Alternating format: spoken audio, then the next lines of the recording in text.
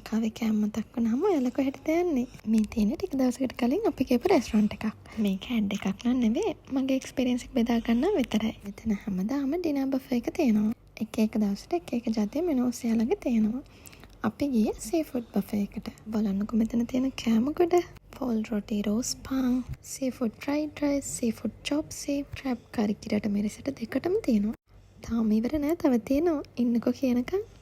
Mix seafood fry, prawns ඩේවල්, ක්ලෑම්ස් තියෙනවා, fish ෆිලට් fry කරලා තියෙනවා. මේක අමතරව ඩෙසර්ට් වර්ග 4-5ක්, ස්ටාර්ටර්ස් විදියට සලඩ් වර්ග කීපයක්, ප්‍රෝන්ස් වඩේ, මේ වගේ එකේ නොකේ තව ගොඩක් ජාති තියෙනවා.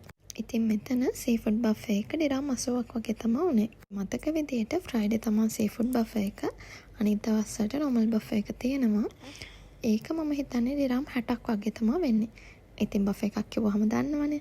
ඇත්ත වෙනකන් කන්න පුළුවන්. ඉතින් කට්ටිය ගොඩක් යනවා නම් කලින් ඔයාලට බුක් කරගන්න පුළුවන්. ඒ වගේම කලින් ඔයාලා යාලට මැසේජ් කරලා ඇහුවොත් එදාට තියෙන මෙනු එක දැනගන්නත් පුළුවන්. ඉතින් මෙතන දන්න අය කමෙන්ට් එකක් දාගෙන යන්න මේ කොහෙද කියලා. ඒ වගේම ඔයාලට ලංකාවේ කෑම කන්න හිතුනහම කොහෙටද යන්නේ කියලාත් කමෙන්ට් එකක් දාගෙන යන්න. මම නම් සීෆුඩ් ලවර් කෙනෙක්. එතකොට ඔයා කැමති මොනවටද කියලාත් කමෙන්ට් එකක් දාගෙන යන්න. එහෙනම් බබාලා අලුත් වීඩියෝ එකකින් හම්බෙනකම් පරිස්සමින් ඉන්න ඕනේ.